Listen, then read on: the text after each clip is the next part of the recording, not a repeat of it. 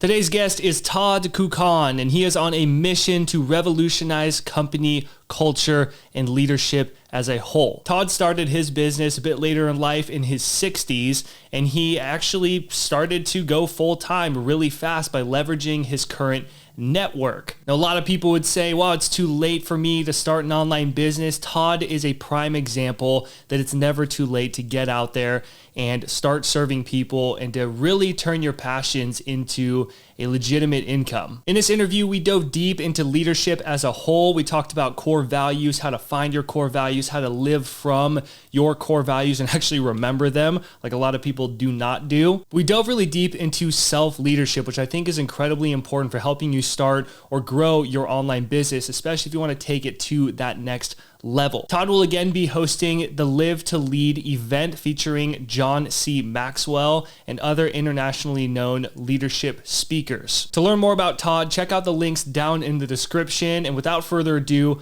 let's dive into the interview. Todd, how you doing today? Doing great, James. Good to see you. Yeah, man. So we're going to dive straight in.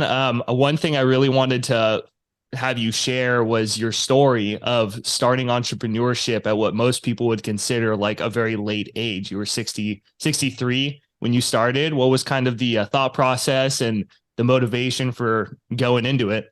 Well, late is such a kind word. Thank you, James, for using. That's just what people would consider. You were like, the sooner you get in, the better.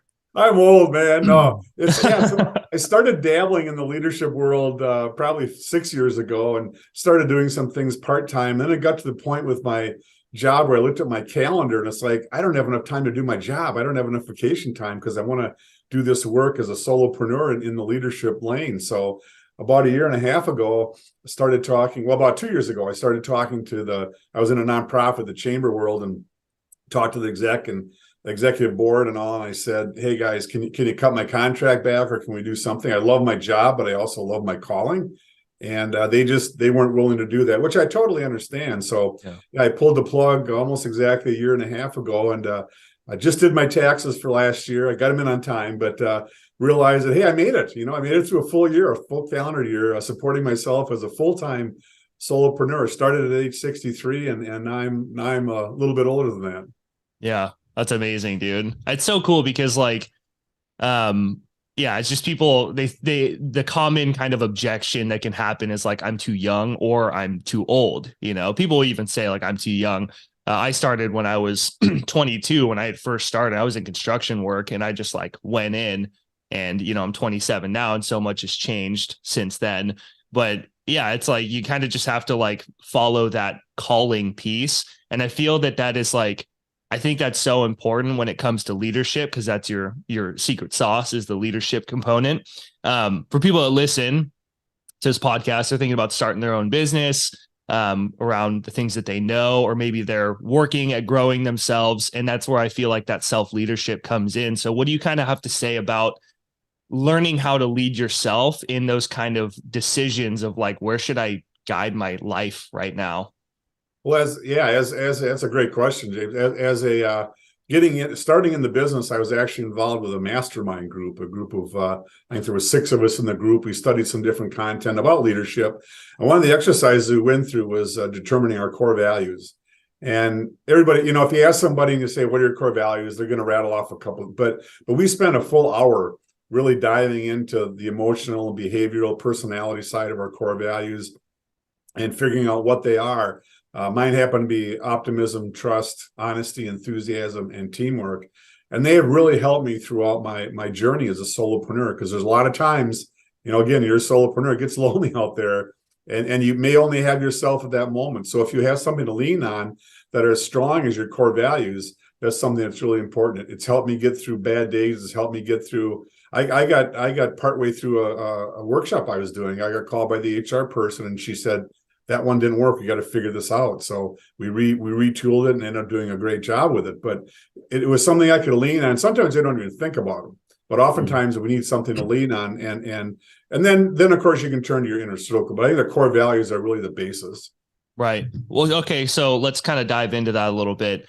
I think it is huge, and something that I kind of picked up from what you said was like, if you're going to be in like a mastermind, or I guess the people that you surround yourself with, even a relationship or your friends as well, if you don't understand those core values, then you could put yourself in a situation where like you surround yourself with the people that don't align with those core values or what you really want. Because even if you're not aware of them, you still like embody them in some way. And like it kind of just reminds me of that whole thing of like you are who you surround yourself with.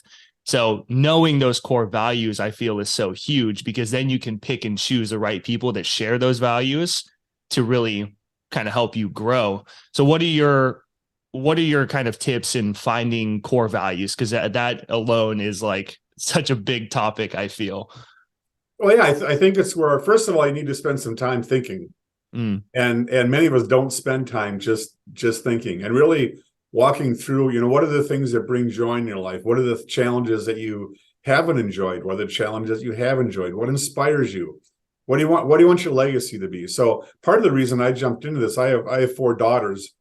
That's why my hair is the color it is. But I have 4 daughters, and I really wanted to leave a legacy for them and have them understand, no matter your age, you can do what you need to do or want to do, and focus on that. You can go online and get lists of words, but then the next step after going through those questions about joy and challenge and legacy is to really go through that list of 100 or 150 words and find the 5 that are the ones that really relate to you the most, that are really foundational to who you are, not what you want to become or what you were, but really kind of where you are. What are the things that matter to me the most? And that's where my 5 came up. And when I did it, I was kind of disappointed that family and faith didn't come up. But as I looked at it and reflected some more, I realized that really that's kind of that's the glue that holds my core values together. So really you start maybe with 100, you go to 20, you go to 5. And then what we did as well is we wrote a sentence on each, what that core value means. And then twice a day, my core values pop up on my phone, because I don't have the greatest memory for things. So I have them pop up all the time. So it's always in front of me. Whenever I look in the mirror, I can think about those, and it's a critically important part of my life. Yeah. Well, I mean, core values are basically like who you are. It's what you value in terms of like it really is kind of everything. It is. One thing when I first started in coaching, I did like life coaching, and it was spiritual life coaching, but I wanted to do more of like career and somewhat. So I got into like productivity coaching, and then that evolved into helping people start and grow their own online business over the years. But we used to talk a lot about core values in the life coaching space that I got trained in and certified through. And one thing that I kind of like to think about with core values is I love the simplicity that you have with like 5 core values, because there's some companies or people who are like, oh, I got 20 core values. Then you ask them to name them, and they're like, I think that like integrity is on there. I think this is like, you should know your core values, like 3 to 5 that you live by.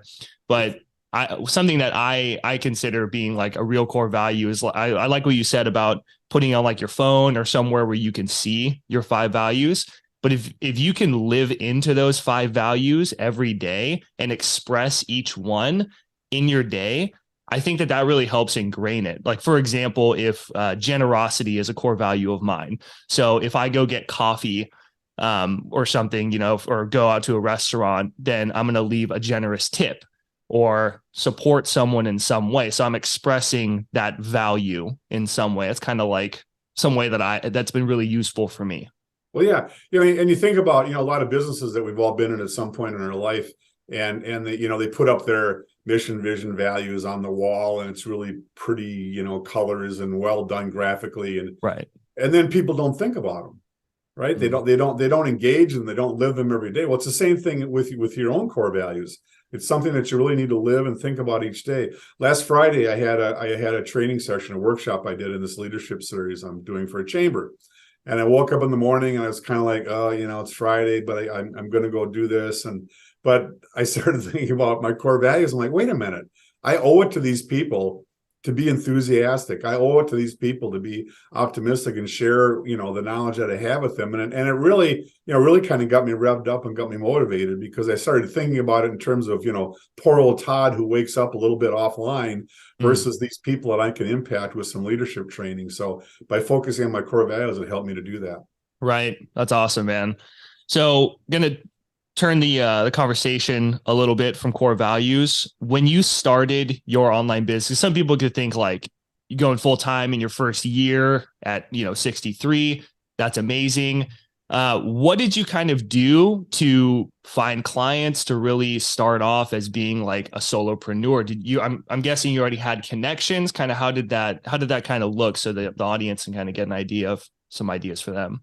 Yeah, it's really about your connections. It's about who you're out and about with, and that's really what helped me a lot. I had been working with the Chamber of Commerce. I'd been in the community for 19 years and in public facing positions, and I got to know a lot of people. And never burned a bridge. I had some rocky situations here with cultures and organizations, but never burned any bridges. And just when I came back from a John Maxwell conference, I just started reaching out to people that I knew, and I said, "Hey, I'm starting to do more speaking and workshops and coaching and things. Let me know if I can help you."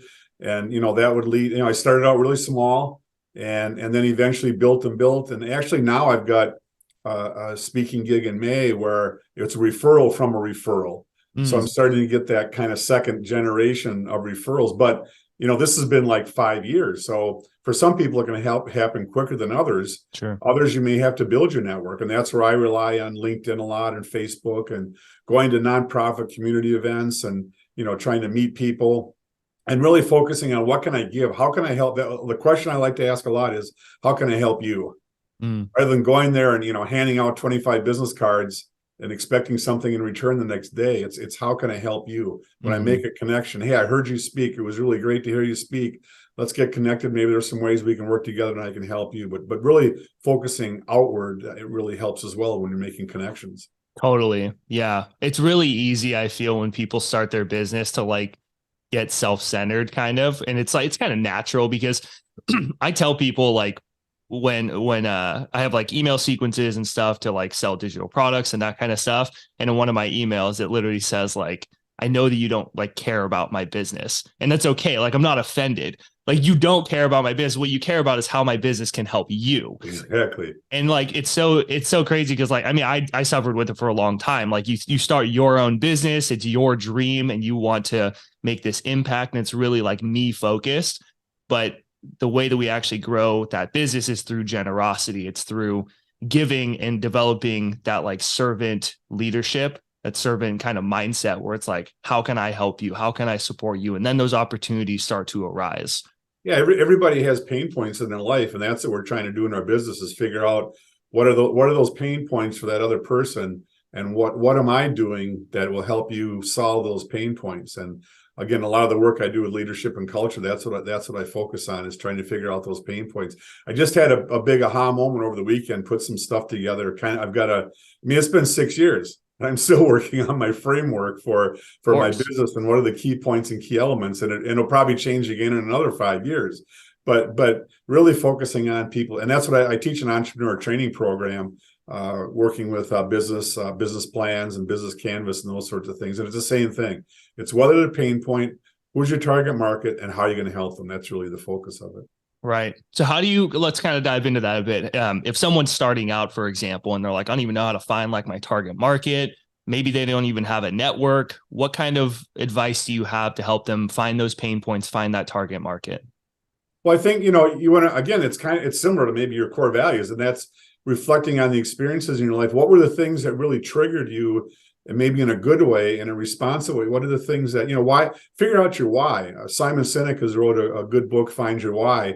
Maybe that's a place where you can start. And I get no residuals from promoting the book, by the way. But, yeah. Finding that, that can take you through an exercise of really finding out your why. What are the reasons that you want to do this? Once you know your reasons, okay, then who are the people that fit in that target market? And I know, because I did the same thing as a solopreneur. You probably did too, James. When you started out, everybody's my client. Well, I would take anybody as a client, but if I'm messaging everybody, nobody's going to find me. Right. So one of the best lessons I had was you need to repel people as much as you need to attract them. That's why I need a target market, so you can really focus your message, focus what you're going to say on Facebook, LinkedIn, whatever online tools that you use. But just really thinking through specifically who can I reach with my why. Yeah. Yeah. And I mean, even like an example from me, when I first started, I didn't even know what like coaching or, that kind of stuff was. but I just knew that I wanted to help people in some way. And then I found out about coaching, but I used to do construction work. I followed my dad's footsteps and I was doing well financially, benefits, all that stuff, but I despised my job. And I started out as like a general life coach, and I found out early on that marketing yourself as just a life coach is very broad. It's very vague. So it doesn't really cut through the noise and really attract the right kind of people. And I think that people can get a little too niche when it comes to finding this target audience. But if you can just think like semi broad, like for me, I work with a lot of coaches and content creators because that's what I wanted to do when I first started.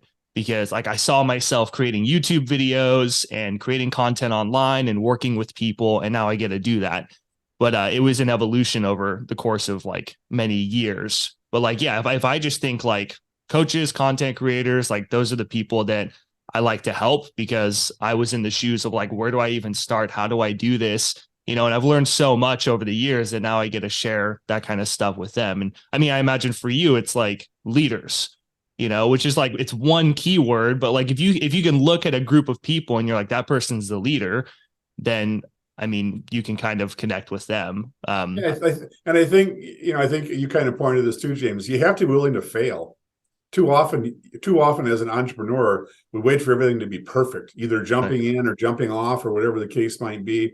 And I got my degree from at college in teaching, did a lot of teaching in high school and coaching and sports. And so when I started my entrepreneurial journey, I did some work with some high schools, and I just found out that I didn't really like that. So that eliminated a whole chunk of a target market education, right? I'm staying out of that realm. And then I started doing a lot of work with manufacturing businesses, and really found that I really found, kind of a niche there. I'm also doing some work with human resource groups. So it's been kind of by trial and error. So I would say get out and do it.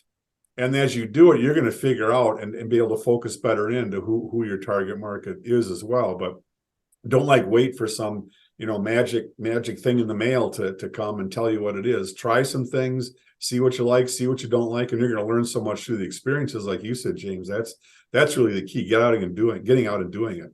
Yeah, one of my favorite sayings, I don't know who originally said it, but it's with action, or clarity comes from action.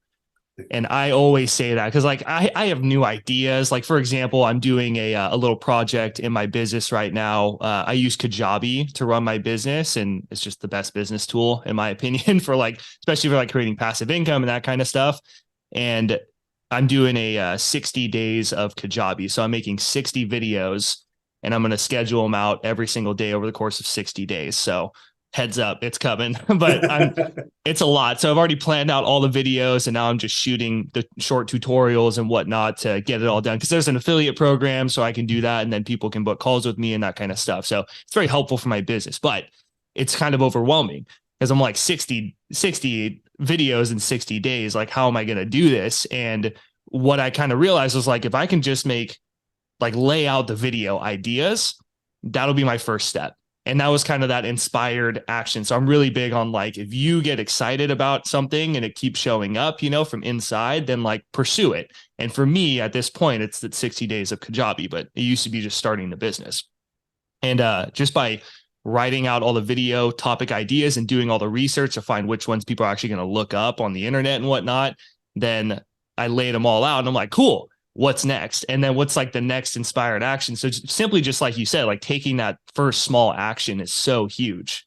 It's funny you mention that, because that's kind of what happened to me with this framework I mentioned over the weekend. I kind of had this aha moment while I was driving back from my grandson's basketball tournament. And I got back and I started plugging things into this document, and I got done, and it was yeah, this is, I'm getting there now. And then I realized, to your point, that here's all my messaging now. I've got my messaging all lined up for me without really even realizing it, that I can plug all these different pieces into different messages every day. I'm not as ambitious as videos, but anyway, on LinkedIn and different content and things. So, but yeah, like I said, it's taken me 6 years to get there, and I know it'll change more, but it's a fun journey. It's so exciting when you kind of have that aha moment. And it might happen your first month, it might be your first year, it might be 5 years down the road, but you have to keep trying things and having those experiences. Yeah, and kind of to add to that real quick, I think it's the mindset that you have to be in of like, I don't care how long it takes. Right. That's that's what has helped me stay in the game through all my ups and downs. I thought about quitting, years ago and just like becoming a firefighter or something. I was like, I could do that. People ask me like, are you a firefighter? Because I give off the energy, I guess. But I'm like, no, I'm not a firefighter. Um, but it's like, no, because I always just go back to like my why ultimately. And those are what kind of kept me guiding through. And since then, I've been able to help way more people. I've been able to achieve higher levels of success just because I stayed in the game. And we've both been kind of dancing around with talking about the inner circle, who are people closest to you, and then you just talked about clarity. There's a group, there's four of us that get together once a week for an hour, and we kind of beat on each other in a very sharing, caring kind of way. Yeah. But about our messaging and the tools we're using and whatever's on our mind. So one of us gets 45 minutes to lay out a problem, and we're on the hot seat. The other one from the last time gets 15 minutes to kind of do the follow-up, and we kind of rotate through this every week. And it's a great way. And again, surround yourself with those people that can help you with those decisions about clarity, about target market, and lean on other people and their experiences, plus the other ones that you have on your own. Yeah. So powerful. One topic that I did want to cover while I have you here is public speaking, because that's kind of like your sweet sauce. It's a big thing of what you do in your business. A lot of people would love to speak on stages. I used to do a lot of speaking on stages, and then COVID hit, and I always had the vision of just being like purely online. So that's what I've really like moved to. But I used to do a lot of speaking, mainly because of my coaching institute. That's what they taught us. Speak on stages, invite people from those events to do calls with you, and then you can enroll them into like coaching with you longer term. But it's such a great way to build a brand, to get your message out there. You can do TEDx talks, all that kind of stuff. What advice do you have to people in terms of like just getting started with speaking, but also how to find speaking gigs? Sure. Well, one of the best pieces of advice I got, advice is nobody knows what you're going to say except for you. So if you forget something, or maybe it isn't quite in the same order, or whatever the case might be, rather than throwing your arms up and have a fit on stage, just keep going, because nobody knows what you're going to say. So I think that helped me a lot getting through it. And then the other thing to do is start small, speak at Rotary, Lions, Optimus, Kiwanis, all those different service organizations. There's smaller groups. They're hungry for presentations. They don't pay typically, but you usually get a lunch or breakfast out of it. Yeah. So speak at those different groups, find those service groups. A lot of high schools look for guest speakers to come in. I've partnered with our technical colleges, community colleges in the area as well, both in there, if you look for continuing education, speaking opportunities, or in the area of workforce, economic development, and business services. Two different tracks in our schools anyway, and that helped me get going as well. And then if you go online and Google associate, if you're interested in, you mentioned construction associations in Wisconsin, it'll pop up all these different associations. Go to their websites, find out when they have speaking opportunities, and you can apply there. So those are a few different tricks or ways to get started. Right. Yeah, I think it's important to have like a daily flow where you can say, I'm going to call 10 people today, or send 10 emails or something at least, and then you can do 20 or whatever you feel you can actually keep up with. One thing that's really helped me in terms of just like articulating messages, because people are like, I feel like I'm going to screw up if I get out there, is obviously just practice. That's like the biggest thing. But a great way to practice, I feel like a lot of people don't think about, is just starting a podcast. It could just be a pure podcast. Don't even care about getting discovered per se. But like, if you can just do 30 minutes of just talking, even just once a week, and just like going off the cuff, having like a topic idea, a couple points, you're literally practicing public speaking in a way. It's just, you're not standing in front of a group of people. Yeah, it's a great idea. Yeah. I mean, well, that's why I started a podcast. And if you look at my old podcast, I was doing a lot of solo episodes. Now I'm moving into doing more interviews, because I miss interviews. I like the synergy of what we have, and the value it can bring to my audience. But it really helped me just in being able to think on my feet and link words together, because when you hit record and you make the commitment of, I'm not going to stop, until the end of the recording, I fumble on my words all the time, but I've gotten better at listening back to my recording and noticing where like my filler words are, like or and those kind of things. And that's been super helpful for me in terms of just talking better. Another trick is if you tend to swear a little bit, tell the audience that for every time you swear, you'll do 5 push-ups. So there's been a couple. Awesome. There's been a couple times where I've had to do 10. I get so fired up, and I let one slip out. I'm like, oh geez, I got to do push-ups now, But I think another really important element too, James, is, I'm sure you know this, is make sure for every point you make, you have a story, and for every story you have a point, because people, data's okay, but people will remember the stories you tell, and they'll engage in the stories. And if the stories talk about your own pain points in relationship to theirs, that really helps as well. And usually 3 per speech or speaking engagement is enough. But really the story part, I think, is really the part to focus on too. Totally. Yeah, absolutely. Yeah. I mean, we've been telling stories throughout this whole thing, and it's just such a natural thing for people, just sharing who you are and the authenticity that you have inside of your message. I think that it really does cut through the noise, because what's the saying? It's people don't remember what you say as much as how you made them feel. Right. Yeah. And stories really have that feeling, the connection, the authenticity there. So that's huge. Yeah. Cool, Todd. Well, there's a question I love to ask people when they guest on the podcast, and it's, what do you think why don't people take action? We live in this world where there's so much information nowadays. It used to be where you don't have as much. The information was the hard part, but action was the work ethic was there. Now it's flip-flop. Now it's tons of information, no work ethic. So what do you think is the main reason that people don't do it? And what can we do to just get someone to take action? Because I don't want people to just consume this podcast. I want them to actually do something with it. I think first of all, what they should do is decide one thing, just one simple thing that you want to do that you haven't done before as a result of this podcast, and just try it. There have been a lot of things I failed on, and I've had people help me get outside my comfort zone. My first Facebook Live was a mess. It was a mess. But now I can do it a little, I'm better at it now. I won't say I'm perfect yet, but just you have to try it, because our comfort zone and fear, all those different things get in our way, and our cultures, can be so divisive. But don't worry about that. Just try, because all the people, what do they say? Edison failed 10,000 times before he invented the light bulb. Michael Jordan, he missed half his shots, and baseball play. There's all those.